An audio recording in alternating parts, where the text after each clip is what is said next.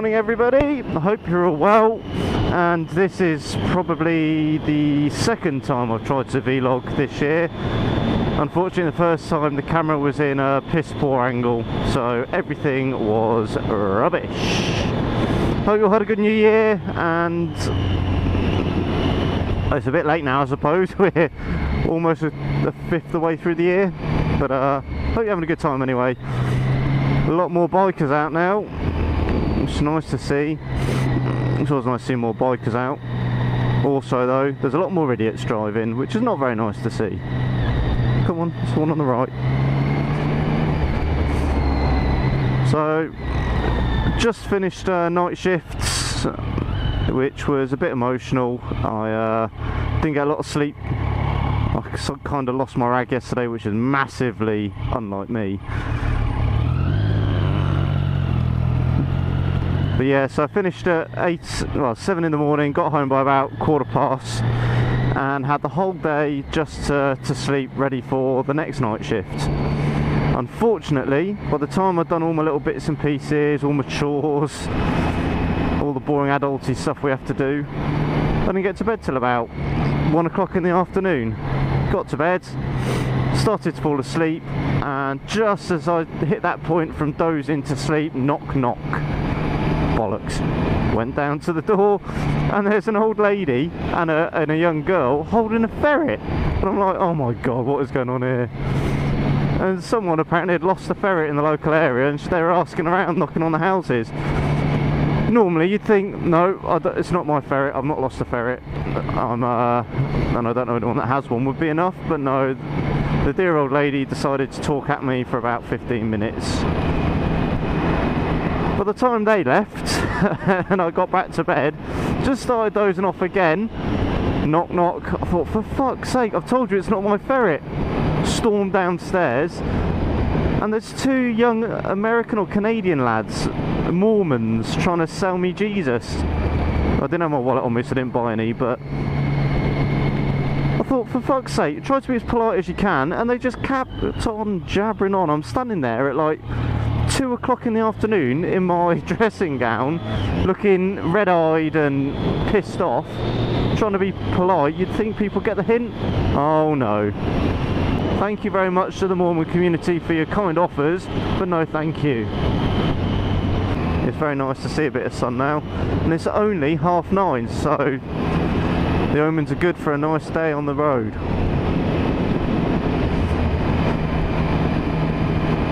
I wonder if he found Jesus, or is he running after him? Was that a sniffer dog for Jesus? I don't know.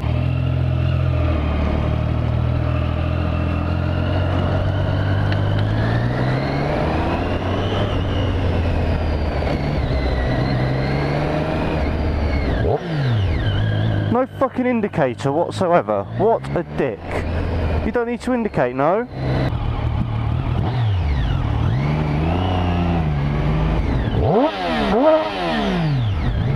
Use a fucking indicator.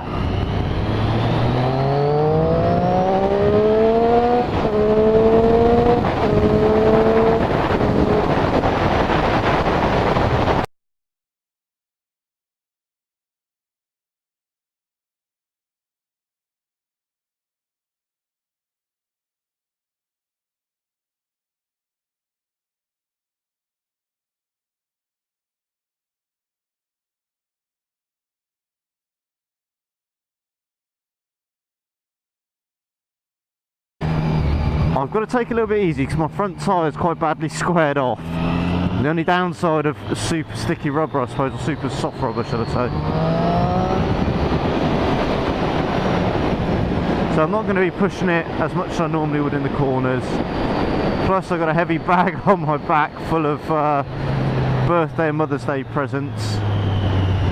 So I shall deliver those and hopefully get a bit of weight off the back. It's quite hard to move around, I notice, when you've got a heavy backpack. I know I used to do it a lot in the past, but it does restrict your movement somewhat.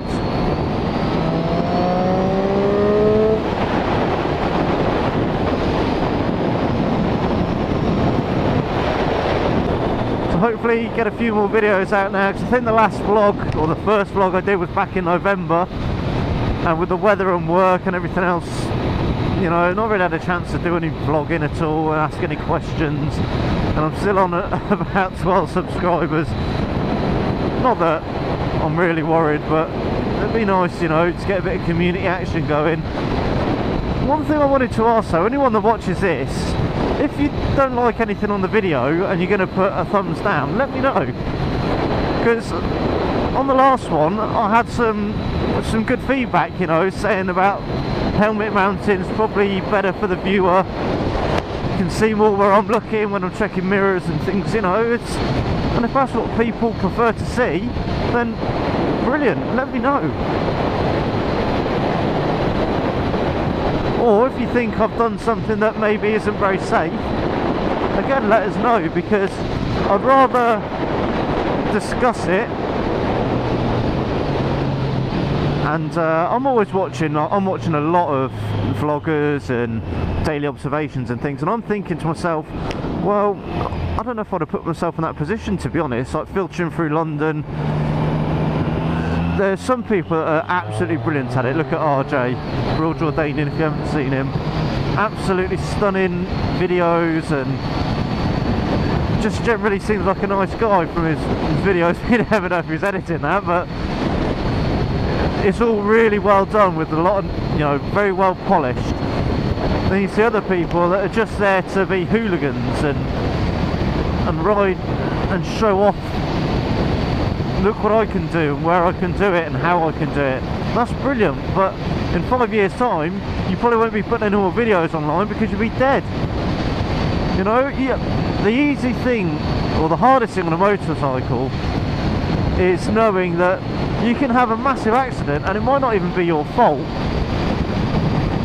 There's always things you can do to minimise the risk, mitigate what other people are going to do, anticipate, but at the end of the day you're very exposed. I've got a friend at work, Stu. He had an R1, but he's still got it. He's in the process of selling it parts, I think. Had his young lad on the back, and a car rear-ended him at 70 miles an hour. Stu, or around that they reckon. Stu was at a standstill, and luckily the worst thing that happened was he's got an injured knee. He's walking now, you know, he's got physio and stuff, but he wasn't doing anything wrong. He was at a standstill waiting in a queue of traffic, and this car just came and rear-ended him. Dangerous driving. So Stu's now injured, and his son's life was put at risk through no fault of his own. There's always things you can do.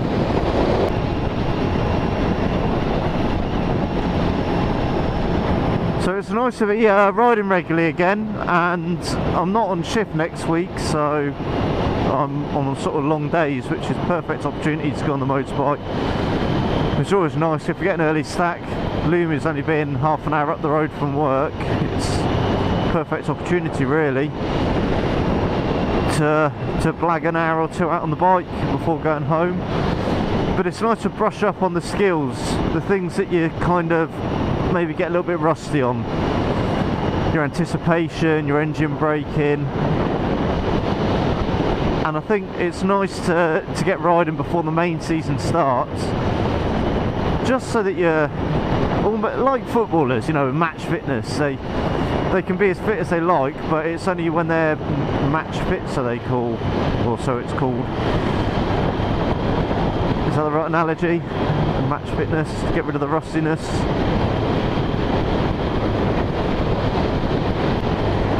Things like road positioning being very important. A little bit, make sure nothing comes out that junction. Road positioning, gear, just running through everything really.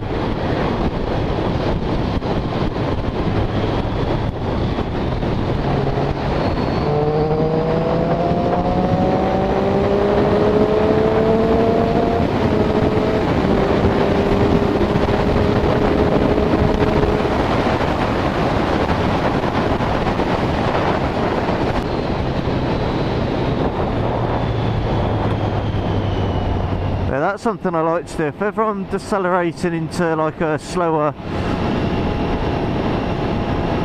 speed, I try not to touch the brakes and just judge the engine braking, so I'm at that speed by the time I hit the marker. It's not a dangerous thing to try, because you're slowing down gradually. There shouldn't be anyone that close to you anyway.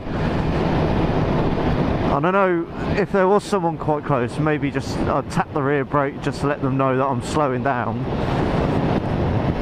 But it's good, you know, the anticipation again and speed awareness. Pole 5-0.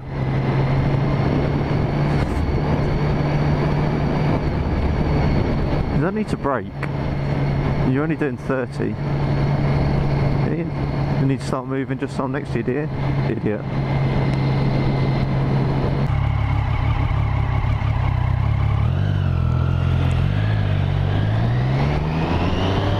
What a dick. What a fucking knobber.